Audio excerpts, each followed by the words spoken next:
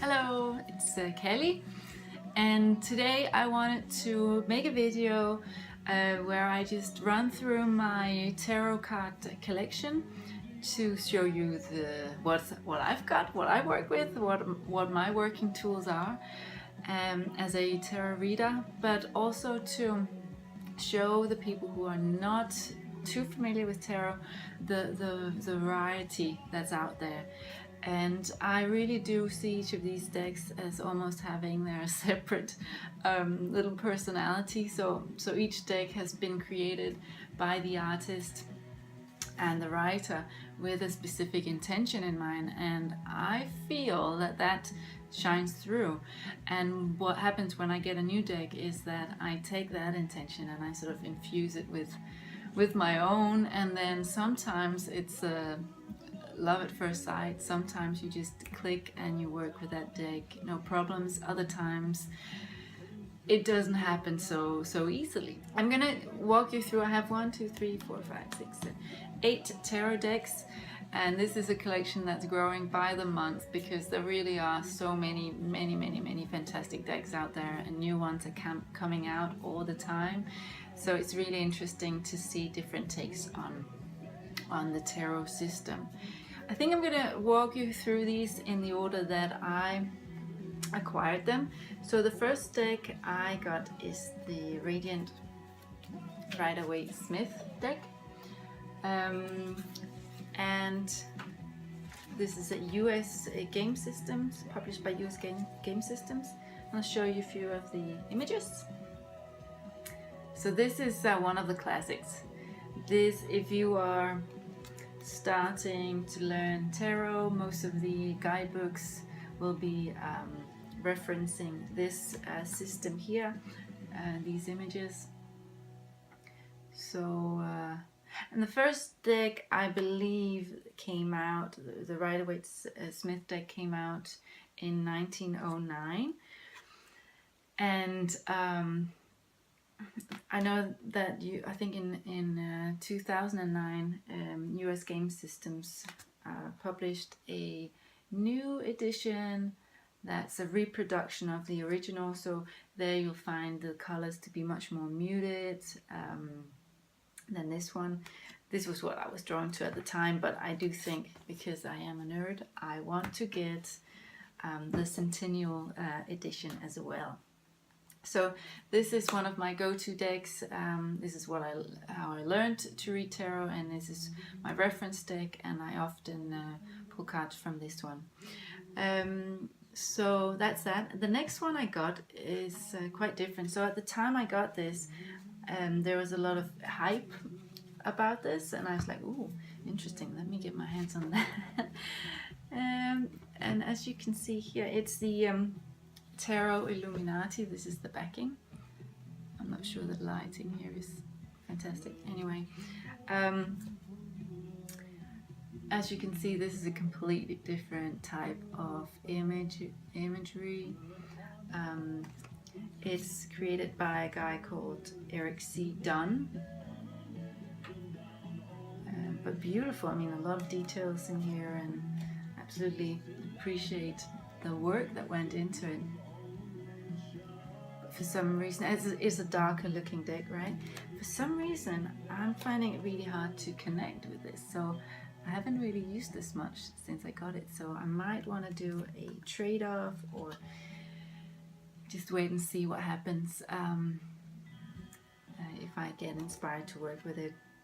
So this is published by an Italian publishing house called Lo Scarabeo. And what's interesting here is that the different suits, so in tarot you have the pentacles, the swords, the cups, and help me, yes, the wands. And for this particular deck, so this is the wands, the theme running through the wands is like a Persian inspired culture deck, which I thought was smart. And the cups are more sort of fantasy themed. Then you have the pentacles. This is an example, which has more of a, they call it Oriental inspired theme. And then lastly the Swords, which draws inspiration from the Elizabethan, I'm not sure I'm saying that right, but the Elizabethan era in England. And I just actually love this Nine of Swords card. You really get a sense that something is agonizing her, something's keeping her up at night, right? So that was the Tarot Illuminati. Then next off, I sort of went in a different direction. I went to my local metaphysical shop in Valby, Bog og Mystik. If you're from Denmark and live in Copenhagen, check it out. This is called the Sun and Moon Tarot, and it's created by Vanessa Decourt, who is also a children's book illustrator. So you can see this is more of a childlike, non-threatening deck. So sometimes I will pull this out depending on what I'm curious to get some insights on. Yeah. So a very beautiful deck, very simple. I believe she drew inspiration from the Thoth Tarot, which is a different system to the Rider-Waite Smith. But yeah, there you have it. Moving right along, this is one of the stars of the show. This is the Wild Unknown Tarot.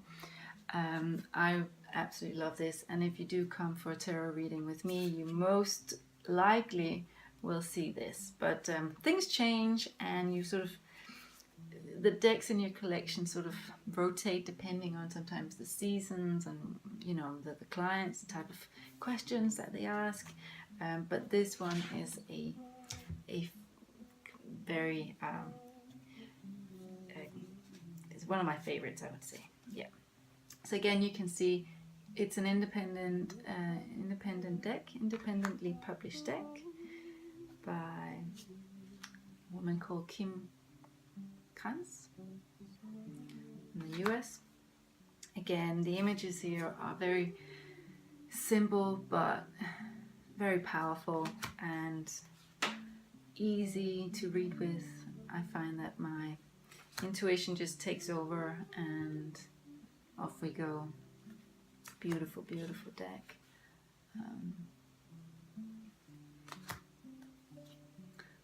And one that's highly regarded in the tarot community, I can see as well, and for good reason. Now there isn't normally there's a little flimsy guidebook that comes with a tarot deck, but what she did was you get this little fold out with the majors and the different suits with different keywords, and that's, I find, really all you need to work for this deck. So there's a separate guidebook, or more meaty one, that you can get online as well if you want to. Okay, so next one we have, this is the Hanson-Roberts Tarot deck. It's smaller in size, and I call this is my designated traveling deck. I brought this with me to India when I was there in October last year, doing my yoga teaching training course. So the illustrations here are done by a lady called Mary Hanson-Roberts, and she was very inspired by Pamela Coleman-Smith, who did the artwork for the Rider-Waite Smith tarot deck that I showed you in the beginning.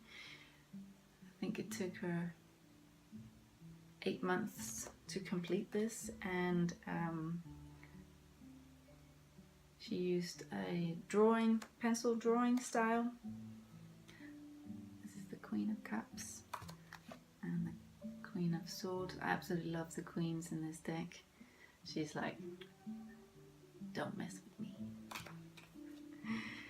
So yeah, this has just got a lovely feel to it as well. I love working with this. What else can I say about it? Yeah, I think I'll move along to the next one. Here we have the Vision Quest Tarot, called the Native American Wisdom Tarot, and it's created by a Guy and Sylvie Winter and Joe Dorsey, published by AGM. So let me run through some of the images here with you. Again, it's got that pencil, flowy feel to it, which I really like. And what's special about this one is its clear reference to Native American culture. Again, I believe this one was created based on the Thoth system. Yeah, and it sort of mixes tarot with tribal shamanism and the spirit of the medicine wheel. So you'll find references to that in this deck, and it's a beautiful deck, and I got it for that reason. But it's a deck I still need to work with, and I think I will as summer comes, because I don't know, it has a summery feel to it for me. And I think this was created in the late 90s. All right, so next one, another I can say queens of the show here is the Tarot of the Hidden Realm. This is just unique in every way that you can imagine. It's got this very fairy vibe to it. Some people say, oh, it looks a little dark and melancholic. I don't get that feeling at all. I'll show you some of the images. It's a very created by Barbara Moore, and the artwork is by Julia Jeffrey, and it's very people centric. So almost every image has close-ups of people, which is not usual, but it really makes you form a special relationship to each and every one of them. You really their personalities really comes across, and the energy that they carry and the messages they carry, I just find they're very clear and a little mystical. But I use this deck for deeper readings, if you could say like that. Yeah, so the aces are the only ones that have animals represented in them. I think Four of Pentacles is also animals, but apart from that, you see it's mostly people. I love it. Absolutely love it.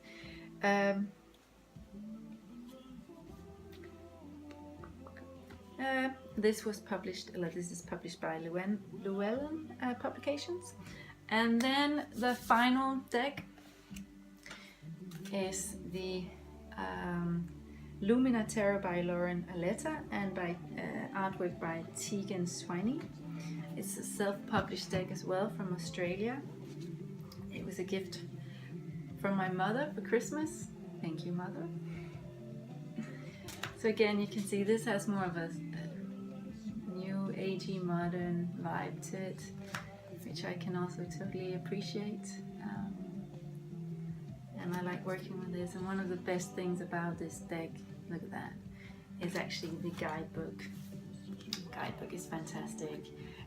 Lots of meat to it, and love the way she writes about the different cards in here, and it speaks very much to me, and it resonates with me very much. So